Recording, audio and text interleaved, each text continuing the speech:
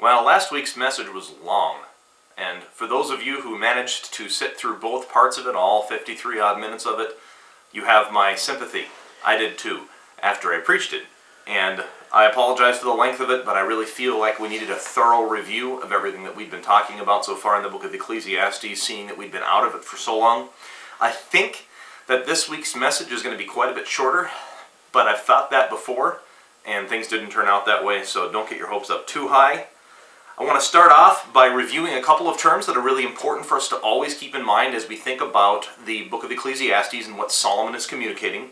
And the two that we're really going to come into contact with a lot is the term vanity, that is the emptiness that everyone feels in their life, the hopelessness, the frustration that comes because there really isn't any purpose to it all. And then the next term that I want us to remember is under the sun, because vanity is felt especially and specifically when we consider our lives, when we make our decisions, only under the sun. And what I mean by under the sun is that we leave God out of the equation. If we leave God out of the equation, if we live our lives as if He doesn't exist, then our lives are going to be full of vanity and frustration, emptiness and wind chasing, as some translations have it. But if we live our lives according to the fear of the Lord, that's kind of a third term that's important for us to keep in mind throughout the book of Ecclesiastes. If we live our lives according to the fear of the Lord, then we are not subject to that vanity, because there is hope, there is grace, there is eternal purpose that lasts beyond our lives. Now, from about the second half of Ecclesiastes chapter 4 all the way through to verse 7 in chapter 5, Solomon has begun to deal with topics of vanity in a topical way. He's been dealing with vanity in a topical way. And he continues to do that in verses 8 and 9, which is our text this morning, but he changes topics. He's been talking about relationships up to this point, and now for many verses he's going to be talking about vanity as it comes into contact with money and power. And most of that time is going to be spent on money, but today's is mostly about power. And so that's what we're going to be looking at in Ecclesiastes 5, 8, and 9. Let's go ahead and read them, and then we'll take a moment to pray and ask the Lord to bless us, and we'll get into the message. Ecclesiastes 5, verses 8 and 9, Solomon says, "If you see the oppression of the poor, and the violent perversion of justice and righteousness in a province, do not marvel at the matter, for high official watches over high official, and high officials are over them. Moreover, the profit of the land is for all. Even the king is served from the field." Let's pray. Thanks, Father, that you are king over all of creation, and that through your lordship, that all of these vanities and frustrations are mitigated because of your justice, and because of your grace, and because of your mercy. I pray that you'd help us to look upon our government through the lens of your sovereignty, and to live our lives not according to the fear of man, but according to the fear of the Lord, so that we are not subject to the vanity that is here so clearly and sadly described. In Jesus' name I pray. Amen. Okay, so as we look through just these two verses, I'm not going to have your classic, main point 1, subpoints A and B, main point 2, 3 main points with subpoints, sort of an outline. We're going to be more prosy, I guess. We're going to be a little more prosy this morning. We are going to be looking at the problem, which is the oppression of the poor and the perversion of justice. We'll be looking at a necessary evil that brings about that problem, and then we're going to look at a solution. So we are going to be having a bit of an organization there, but it's not going to feel like a lot of the sermons perhaps that you're used to. There's not going to be that normal outline. So be warned that I'm going to be a little more disorganized perhaps this morning. Well, not disorganized, just organized in a different way as we follow Solomon's train of thought. Now, as we read the passage just a few moments ago, I hope that you detected a touch of cynicism in what Solomon was saying there. He says, do not be surprised when you see this violent oppression, this violent perversion of justice and the oppression of the poor. This is not something that should surprise us at all. He's approaching it from a very, very cynical perspective under the sun, noticing that people who have power tend to gather power to themselves, and this does not benefit everybody. It benefits only a few. And here in these two verses, Solomon actually does not offer us a solution. He is just noticing the oppression, the violent perversion of righteousness and justice, when righteousness and justice should be in the place of judgment, and instead there is only wickedness there. He's noticing a pattern, a trend, a characteristic of life merely under the sun, and he's not trying to solve it. And so here we have an evil of the human condition, a problem, and that problem is evidenced in the oppression of the poor. The powerful make use of the time and the strength of the poor to get for themselves more power and more wealth, and they do it in a way that very much does not care about the plight of the poor. Rather, they oppress the poor to gain for themselves benefit, not caring about their condition. This is an oppression of the poor that Solomon notices here. It's the first bit. The second bit, he calls this oppression of the poor, he develops the idea by calling it a violent perversion of justice and righteousness. A violent perversion of justice and righteousness. Justice and righteousness are being twisted, broken, and violently at that. It's not subtle. It's obvious. But since the powerful are doing it, since they have the money, since they have the bullies, the soldiers that can make it happen, this violent perversion of justice, though it is obvious, is not stopped. And this violent perversion of justice is evidenced in the way that a government can operate, because that's what this is all about, and we'll get into that in just a minute. But Solomon is describing government at the end of verse 8 when he says, "For high official watches over high official, and higher officials watch over them." Verse 9 he even mentions the ultimate high official in worldly government, which is the king. And so he's talking about the weakness, the jeopardy that comes in because we have to have bureaucracy to run government. And he's saying when the powerful who covet power come in and they use that power to benefit only themselves, they're not using it selflessly but selfishly, then you have this violent perversion of justice. And a high government official will use his power outside of justice just to exact vengeance. Because he can, because he is in a position of power, that other businessman that was in competition with him before he went into power, now he prosecutes him and drives him from the business and imprisons him and leaves him there to rot. Another example of perversion of justice would be judges who accept bribes and officials who accept bribes. And this is something that is not uncommon, but rather is common throughout all of the world. And even when money isn't the bribe, but rather influence or other things, these things are common in our own nation.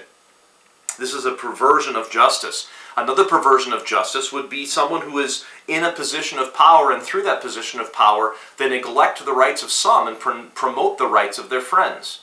This is a perversion of justice.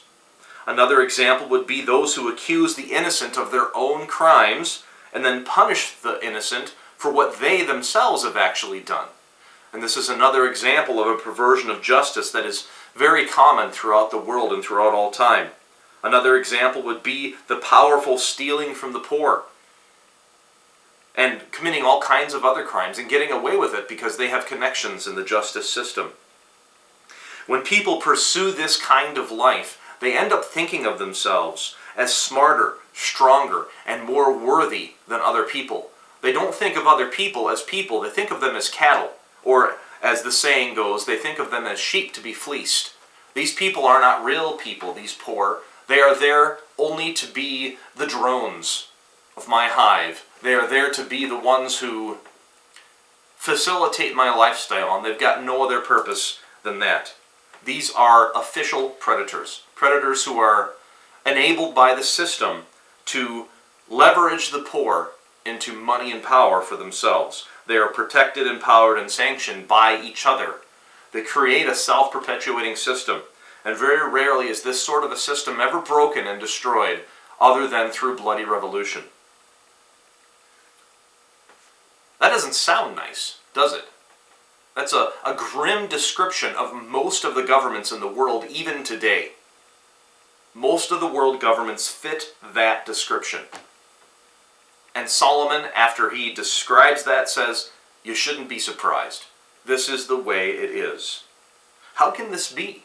How is it that in a world that God has made, in a system that man can pursue, that most of the world is under this sort of oppression, this sort of injustice?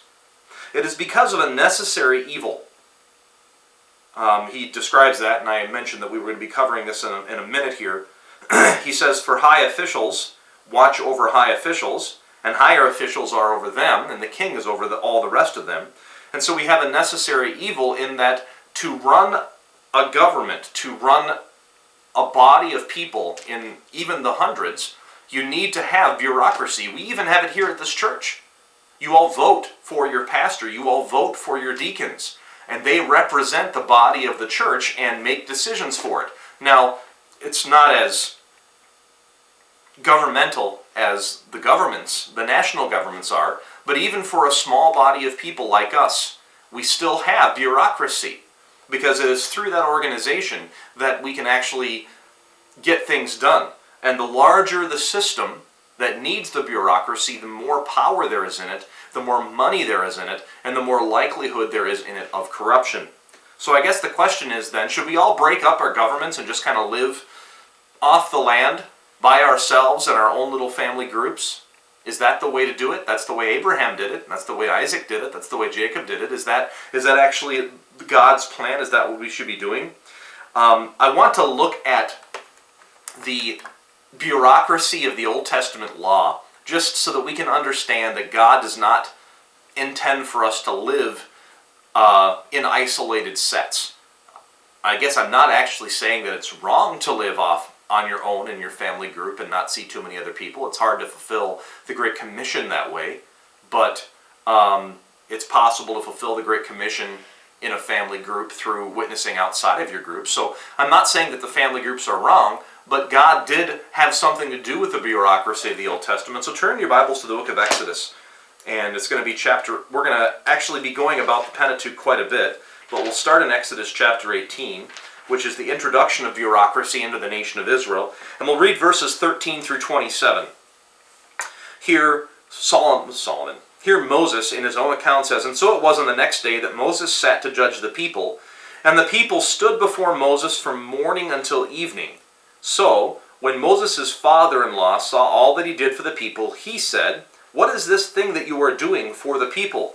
Why do you sit alone, and all the people stand before you from morning until evening? And Moses said to his father-in-law, because the people came to me to inquire of God. When they have a difficulty, they come to me, and I judge between one and another, and I make known the statutes of God and his laws. So Moses' father-in-law said to him, this thing that you do is not good. So there was no bureaucracy, and Reuel, Jethro, same guy, different names, he said, Moses, this is not good. Both you and this people who are with you will surely wear yourselves out. For this thing is too much for you. You are not able to perform it by yourself.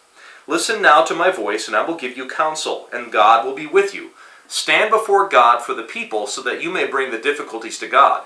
And you shall teach them the statutes and the laws, and show them the way in which you must walk and work, and the work they must do. Moreover, you shall select from all the people able men, such as fear God, men of truth, hating covetousness, and place such over them to be rulers of thousands, rulers of hundreds, rulers of 50s, and rulers of 10. And we'll go on here in just a sec. I want to point out a couple of things. So Reuel, or Jethro, is saying to Moses, Moses, you've got too much on your plate.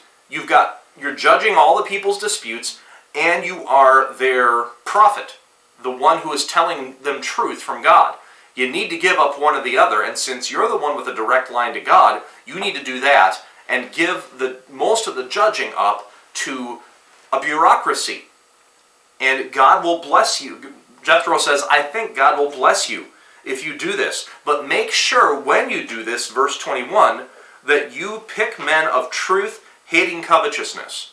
So in the bureaucracy of the Old Testament law, and we'll see this emphasized over and over again, the idea was that they needed to pick men who couldn't be bribed, men of wisdom, and men who would, through their truth and through their lack of greed, through their lack of covetousness, would actually give fair judgments. Now, a few hundred years later, well, more than a few hundred, but some hundreds of years later, when Solomon's writing the book of Ecclesiastes, he's saying, we've been trying now for some hundreds of years, and sometimes it works, but most of the time it doesn't. You see the oppression of the poor. You see the violent perversion of justice and righteousness. So, if man is truthful and not covetous, not selfish, then bureaucracy will be just fine. If, however, the people in power are full of covetousness and are willing to be dishonest to get themselves gain, then bureaucracy becomes what Solomon describes it as in the book of Ecclesiastes chapter 5, verses 8 and 9.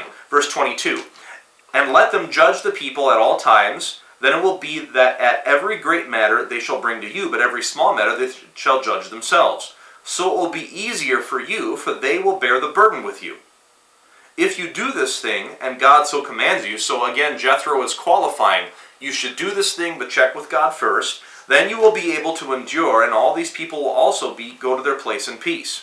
So Moses heeded the voice of his father-in-law and did as he had said. And Moses chose able men out of all of Israel and made them heads over peoples, rulers of thousands, hundreds, fifties, and tens.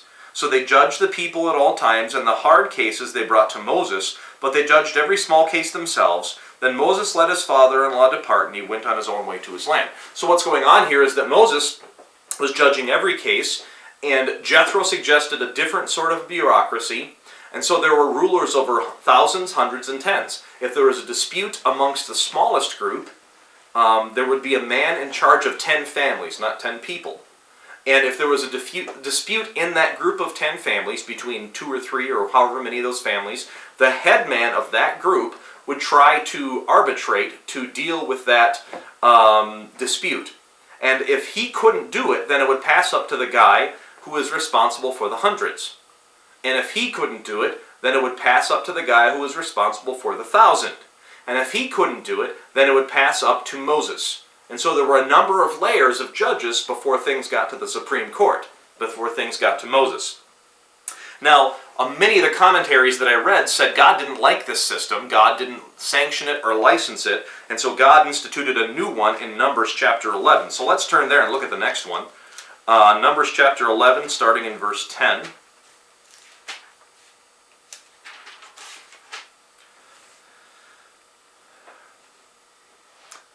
Then Moses heard the people weeping throughout their families, everyone at the door of his tent, and the anger of the Lord was greatly aroused, and Moses was displeased. They're wanting more variety in their food, and they're weeping about it. Okay. So Moses said to the Lord, "Why have you afflicted your servant, and why have I not found favor in your sight, that you have laid the burden of all these people upon me? Did I conceive all of these people? Did I beget them, that you should say to me, carry them in your bosom, as a guardian carries a nursing child to the land where you swore to their fathers?" So Moses is frustrated and waxing sarcastic here. "Where am I to get the meat to give to all these people? For they weep all over me, saying, 'Give us meat, that we may eat.' I am not able to bear all these people alone, because the burden is too heavy for me. If you treat me like this, please kill me here and now, if I have found favor in your sight, and do not let me see my wretchedness." So Moses is exhausted with their importunities. Verse 16, "So the Lord said to Moses, 'Gather to me 70 men of the elders of Israel, whom you know to be elders of the people, and officers over them, and bring them to the tabernacle of meeting, that they may stand there with you. Then I will come down and talk with you there, and I will take of the Spirit that is upon you, and will put the same upon them, and they shall bear the burden of the people with you, that you may not bear it yourself alone.'" So what's going on here? Is God instituting another type of bureaucracy? I don't think so. He actually told Moses to call this group of 70 elders, and this group of 70 elders is actually mentioned in lots of places throughout the Pentateuch. And this is actually the foundation for the Sanhedrin, a group of 70 elders that was presiding over Israel even in the time of Jesus. So this is something that is long-standing, and this group of 70 elders was essentially the supreme court of the land. But in this case, God is saying, I'm going to give them the same spirit that I've given you. So if you remember in the earlier passage, Jethro said you have to judge their disputes and you have to tell them the truth about God's law. Here in Numbers, what God is saying is, Moses, you've already got the bureaucracy for judgment in place. Now what I'm going to do is I'm going to enable 70 of these men to also tell them the truth about me, so that you have support, so that you're not the only one who is saying, why are you guys whining over meat?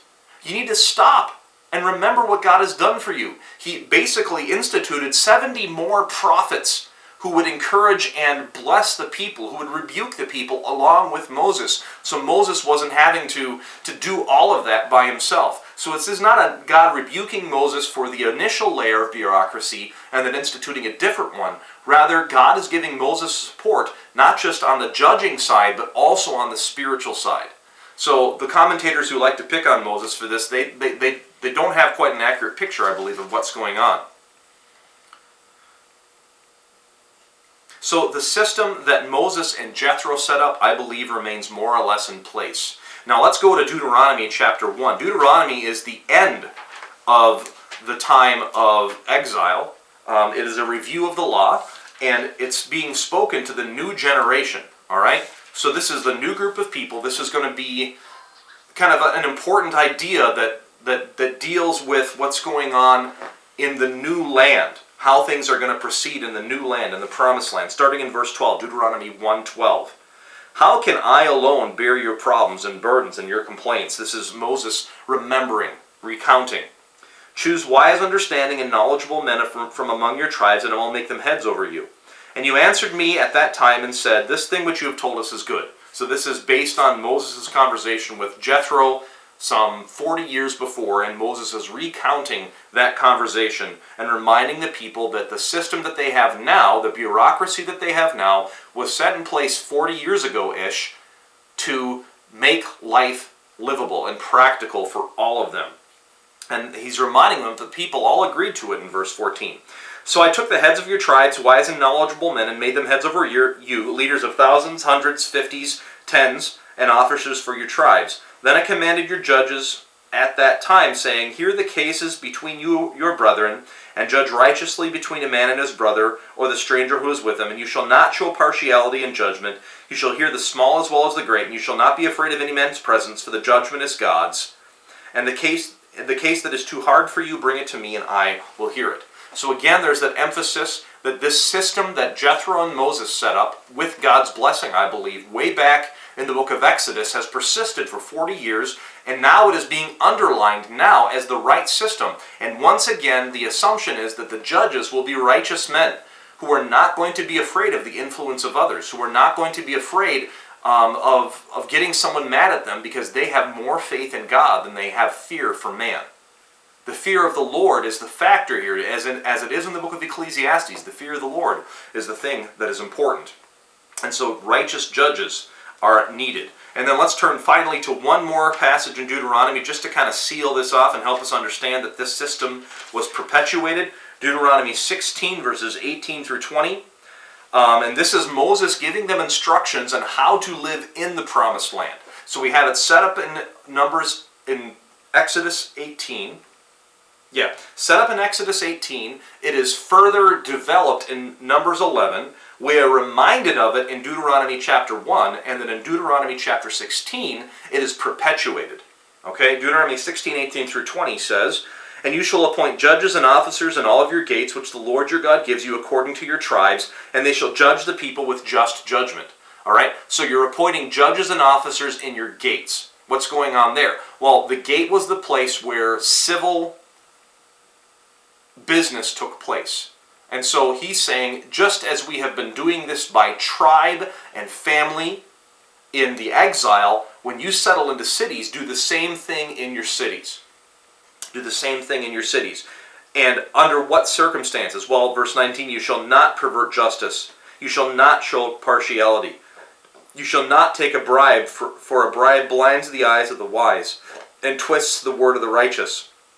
You shall follow what is altogether just, that you may live and inherit the land which the Lord your God has given you. So again, like I mentioned earlier, emphasized over and over again is the importance of selflessness and justice, the fear of the Lord in the judgments that are made. So some bureaucracy is necessary for any body of people of any great size to run smoothly. But in places where that body of people is large enough to present a good deal of money and a good deal of power, those who are in justice must be especially careful in the place of a judge. They must be especially careful not to be subject to corruption And Solomon in Ecclesiastes chapter 5 says, people just aren't good enough. In places of power, most of them are going to be corrupted, so don't be surprised when you see the oppression of the poor, when you see the violent, the obvious, the brutal perversion of justice and righteousness, where right is called wrong, and wrong is called right, even as it is in so many places in our nation. This is a great weakness of bureaucracy. What is the weakness? It's us. Because we are a people who if we do not live in the fear of the Lord, if we live as merely under the sun, which is what most of us do, if this is the way we are, then justice will be perverted. Another weakness of bureaucracy is that it's slow. Bureaucracy takes time to make decisions and to implement ideas. And very often, as in Ecclesiastes here, we see that bureaucracy is pointed at the poor. It is the poor who need the help of bureaucracy. And usually when the poor need help, they need it right away. And bureaucracy isn't very well equipped to give them help. And that is why in so many other places in the Bible, the responsibility of the poor is not with the bureaucracy. It's not with the government. It's with God's people. And that's some territory that I believe that we need to take back. Charles Dickens really liked to point out a particular societal evil in his books and show it for what it is. I'll give you some examples. His book, The Tale of Two Cities, focuses on bloody revolution. Most of the time is spent in France during the Revolution, right? Another example would be Oliver Twist, which deals with the abuse of the helpless, very much like what this passage is doing. Our Mutual Friend, another one of his stories, deals with greed and jealousy. Another one of his books that really deals with these ideas, two of them actually, are Little Dorrit and Bleak House. Both of them point out how bureaucracy, whether it's in the case of the Circumlocution Office in Little Dorrit or Chancery Court in Bleak House, how this bureaucracy has turned into a cancer, which has tainted almost all of the society that Charles Dickens could see. We need to be careful to understand the depth of injustice and the horror of the poverty of the powerless. And because we have the ability through God's grace and through the fear of the Lord to help them, that it is having the ability, it is our responsibility to do it. So then what is the solution? We've looked at the problem, the oppression of the poor. It's brought about by a necessary evil. Bureaucracy is necessary for running a large group of people, but bureaucracy is stocked with sinners. And so we have this oppression. What's the solution? Well, in verse 9, Solomon says, "Moreover, the profit of the land is for all, even the king is served from the field." We must remember that all of us together, whether we are powerful or poor, even the ultimate power in a land, the king, all of us need each other because all of us live off the land. And so we need the ability to work together to survive. And if the wealthy are going to leverage the poor in a selfish and perverted way, then eventually they are going to end up destroying themselves. But if we work together according to the fear of the Lord, then we have a good thing. Solomon actually presents a solution to this problem in an earlier cross-reference, Ecclesiastes chapter 3, verses 16 through 17. I guess I didn't need to turn the page. He says, "Moreover, I saw under the sun, in the place of judgment, wickedness was there, in the place of righteousness, iniquity was there." All right, so it's the initial statement of power being used to oppress the powerless. "And I said in my heart," verse 17, "God shall judge the righteous and the wicked, for there is a time for every work and every purpose." So Solomon understands, even though he doesn't express it in 5, 8, and 9, he understands that God is sovereign over all of our times, and that he will take care of what needs to be taken care of.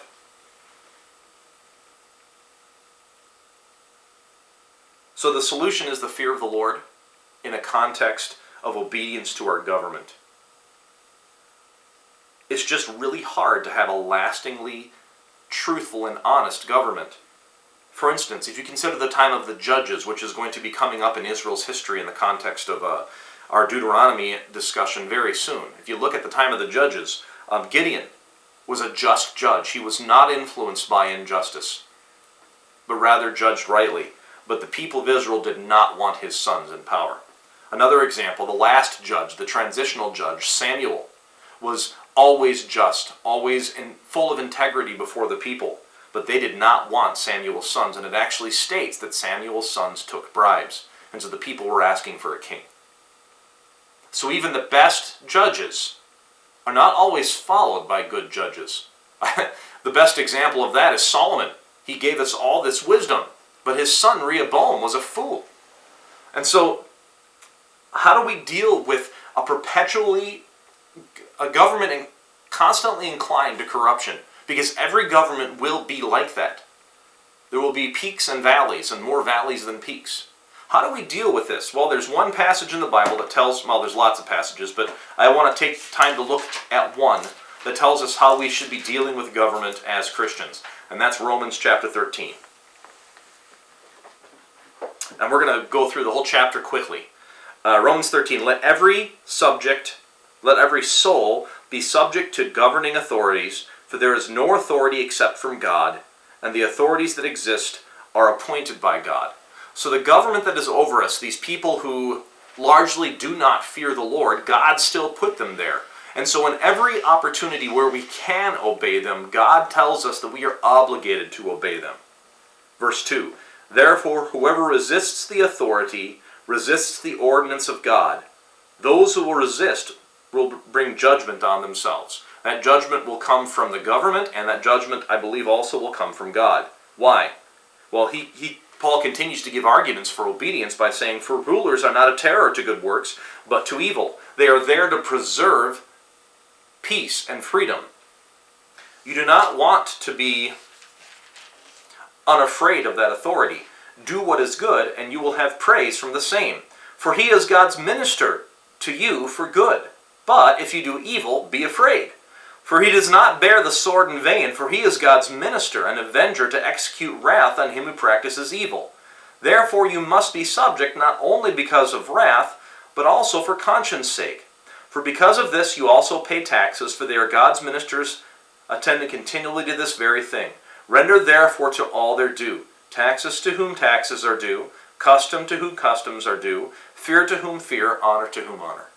And so we are obligated by God's teaching to do all of these things, to obey our government, to respect them, to honor them even, to pay our taxes, whether those taxes are the monthly or annual or quarterly sort of thing that we fill out forms for, or whether those taxes are customs, like sales tax. All of these things we ought to be doing because God has put the government in authority over us, and they need to have the resources to do his will. And even if they're not doing his will in everything, because no government ever will, we are still obligated by God to be obedient to them. Verse 8, owe no one anything except to love one another. For he who loves another has fulfilled the law.